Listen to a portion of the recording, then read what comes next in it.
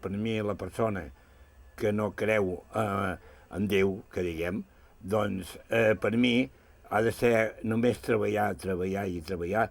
Per mi aquella persona és com una òliba, una persona, un paràsit que només pensa pel treballar i hi ha d'haver-hi el dissabte, hi ha d'haver el diumenge, s'ha de saber desplaçar i s'ha de tenir una creència. I jo crec que hi ha un Déu. Sí. Per desgràcia, no és que no cregui, és que no sé si existeix. No sé, vull dir, la veritat m'encantaria que existeixi Déu, però el Déu que tots imaginem, m'encantaria. Però després quan veus el món, algo falla, no sé. O no sé si fallen nosaltres o Déu, però algo falla. D'alguna manera vaga suposo que hi dec creure perquè cada nit penso en els meus morts. No veig en Déu. Sí, i tant que sí. No gaire, més aviat no. Mossega. Sí, molt. Em sembla que no. Ja m'agradaria a mi. Seria fantàstic. Sí, per suposar. No. Bueno, per si no existís, s'hauria d'inventar. Déu és la creació més important que ha fet l'home. Al revés del que diu el catecisme. Algunes vegades. Perquè a vegades li demano coses i no me contesta. És el temps. Déu és el temps. I és tot. Tac, tac, tac, tac. És Déu. Però no tac, sinó Déu. Jo quan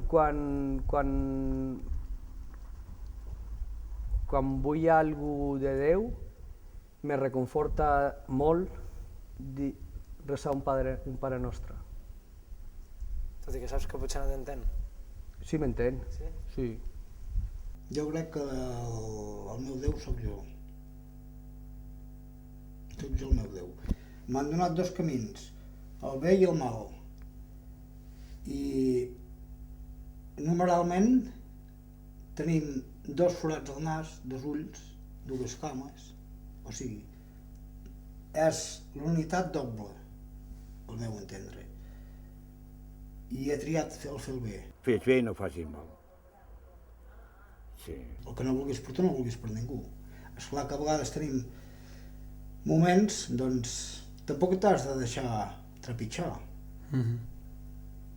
No és per a la galta, com diu la Bíblia.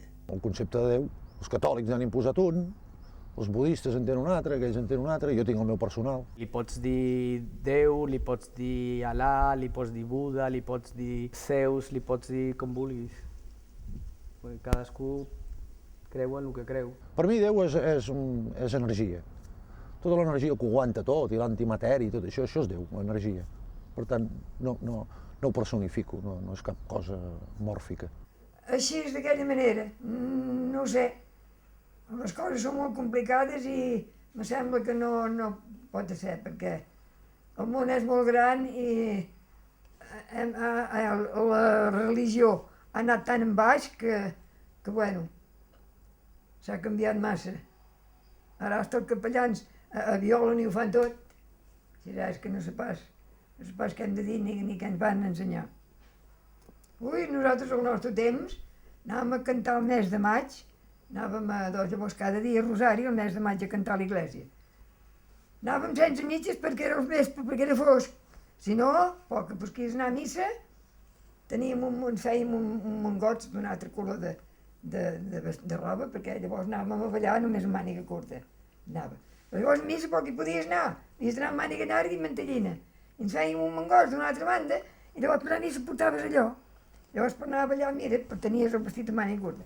I ara van a l'església amb biquini i tota cosa. És que no sé pas què hem de dir.